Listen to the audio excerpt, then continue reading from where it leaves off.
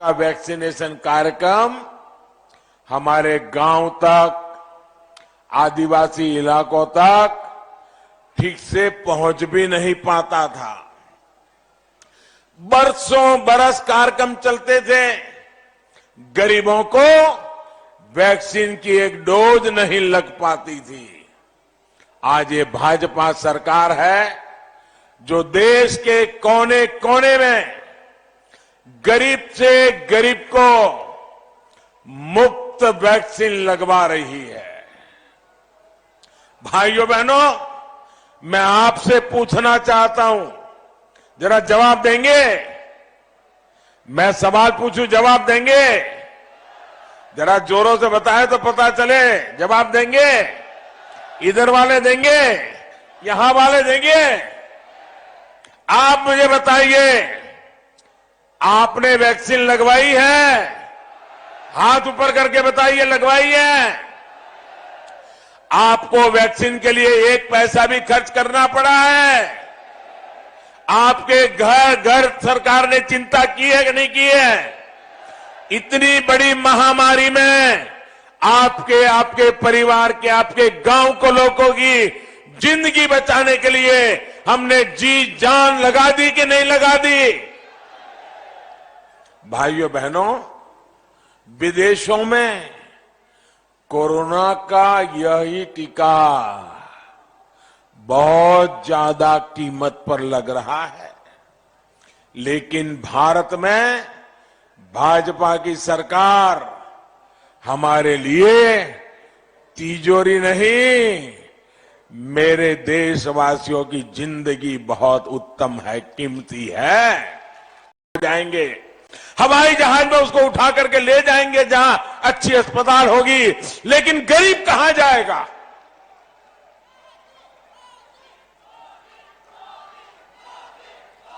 और इसलिए भाइयों बहनों,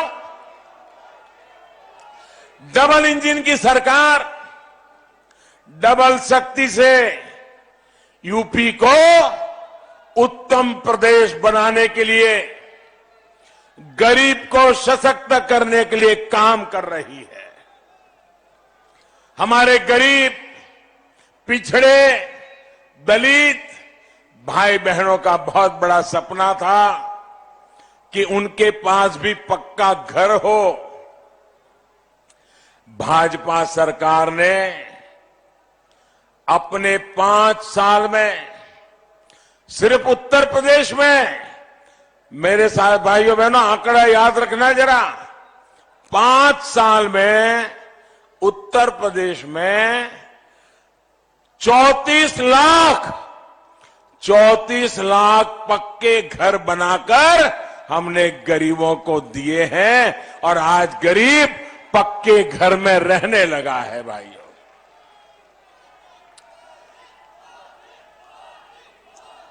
और जिनको अभी घर मिला नहीं है, उनको भी मैं विश्वास दिलाता हूं, ये काम अभी भी तेजी से चल रहा है। आने वाले दिनों में आपका नंबर भी लगने वाला है।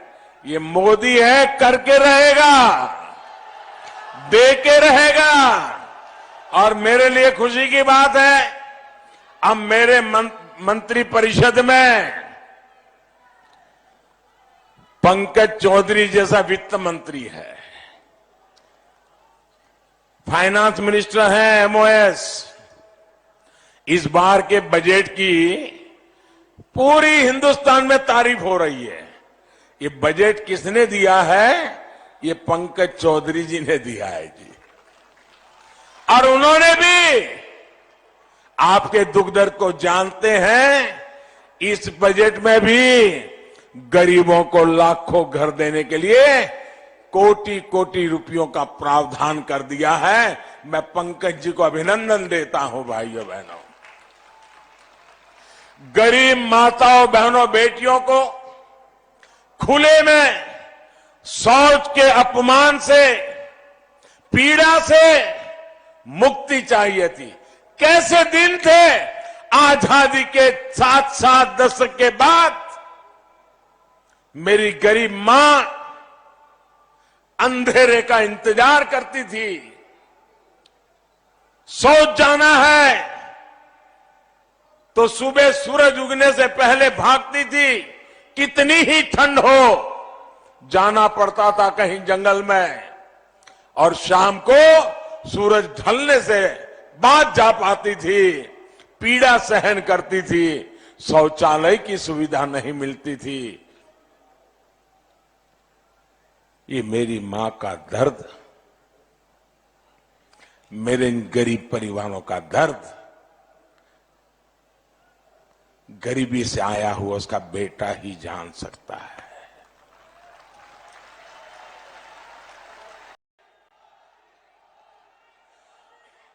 भाजपा सरकार ने यूपी में 2 करोड़ से ज्यादा इज्जत घरों का, शौचालयों का निर्माण करके उनके जीवन की बहुत बड़ी परेशानी दूर की। और मैं उत्तर प्रदेश की बहनों का एक विशेष कारण से आभार व्यक्त करता हूं, क्योंकि शौचालय को इज्जत घर जो नाम मिला है ना, वो मेरी उत्तर प्रदेश की बेटियों ने दिया है।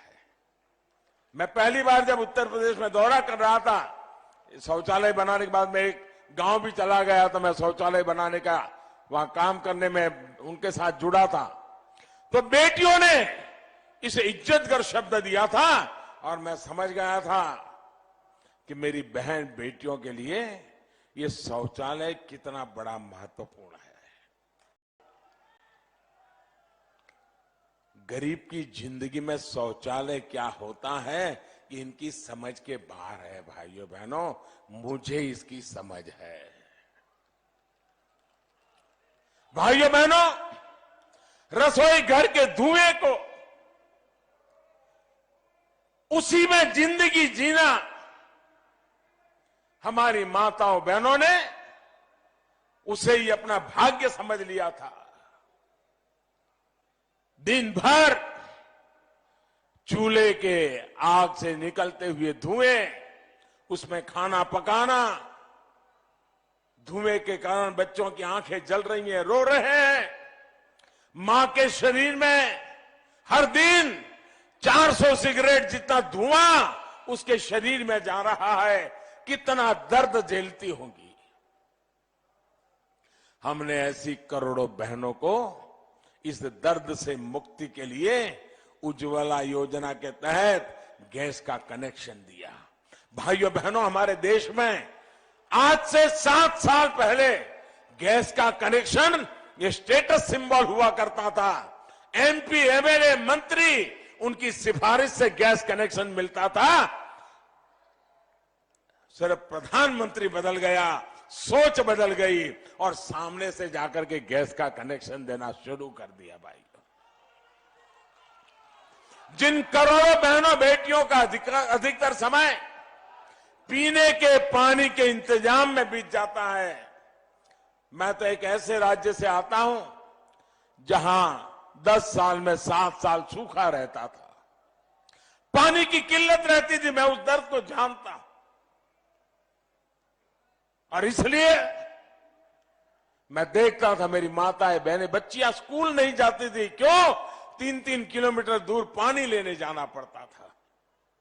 भाइयों बहनों, आज हमने नल से जल ये बड़ा अभियान चलाया है, और पानी की सुविधा घर में पहुंचे, सरकार इसकी चिंता कर रही है। हर घर जल अभियान, इस पर यूपी में तेजी से काम किया जा रहा है। भाइयों बहनों, आप ये भी जान लीजिए, आपको कई नेता मिल जाएंगे, बहुत बड़ी बातें कहेंगे, हम आपको इतने पैसे दे देंगे। दूसरा आएगा, हम वो 1000 दे रहा है तो मैं 1100 दे दूंगा। तीसरा आएगा, ये मुफ्त देता है तो मैं 2 चीज मुफ्त देंगा। ऐसे ही राजनीति में आजकल खेल चल रहा है। लेकिन मैं आपसे पूछना चाहता हूं, जरा मुझे जवाब देना दोस्तों। आपके पास घर है, शानदार बंगलो है, गाड़ी है, उद्योग है, व्यापार है, खेत है, खलिहान है, सुख ही सुख है, दुख का नामो निशान नहीं है। लेकिन आपका जवान बेटा या आपकी जवान बेटी घर से बाहर गई है और शाम को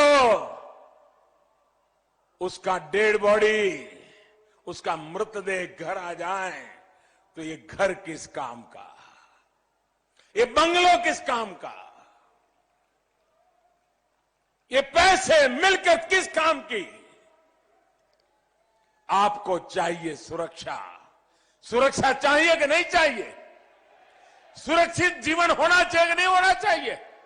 आपको सुरक्षा मिलनी चाहिए कि नहीं मिलनी चाहिए? जब कानून का राज नहीं होता तो सबसे ज्यादा पीसना मेरे गरीब को ही पड़ता है। माफियाओं के राज में गरीब की सुनवाई नहीं होती। उत्तर प्रदेश में पहले जो गौर परिवारवादियों की सरकार रही, उन्होंने यूपी का यही हाल बना रखा था। हमारे दुकानदार, व्यापारी, कारोबारी कभी नहीं भूल सकते कि कैसे पहले की सरकार के समय गुंडागर्दी चरम पर थी। हर एक दुकानदार स्थानीय गुंडों की घुड़की और धमकी सुनने के लिए मजबूर रहता था। कारोबार के सिलसिले में शहर के दुकानदारों को गांव आना, गांव के दुकानदारों का शहर जाना लगा ही रहता था। लेकिन पहले आए दिन व्यापारियों से, दुकानदारों से पैसा लूट लिए जाने की खबरें अखबारों में छाई रहती थी भाइयों बहनों।